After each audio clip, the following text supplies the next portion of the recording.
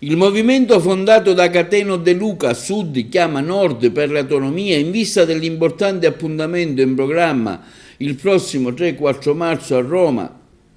in cui presenterà la fase costituente che mira alla costruzione di una piattaforma che consenta di realizzare la rete del civismo territoriale. Grazie al prezioso contributo del professor Pietro Busetta, ordinario di economia, e del professor Andrea Piraino, ordinario di diritto costituzionale, si sta lavorando alla stesura di un manifesto in grado di interpretare lo spirito del movimento e tracciare gli obiettivi che si propone di raggiungere in chiave autonomista e civica. Il punto di partenza è la cronica mancanza di rappresentanza e la volontà di farsi portavoce di quel malcontento che il Meridione ormai ha fatto suo. Il punto debole fino ad oggi di chi prima di noi, spiega il leader, l'onorevole Cateno De Luca, ha tentato un'impresa del genere e avere accentrato tutto nel personaggio politico di turno, con una visione egemonizzante e non avere trovato posizione unitaria. Il nostro movimento, prosegue l'onorevole Cateno De Luca, mira ad attuare una strategia confederativa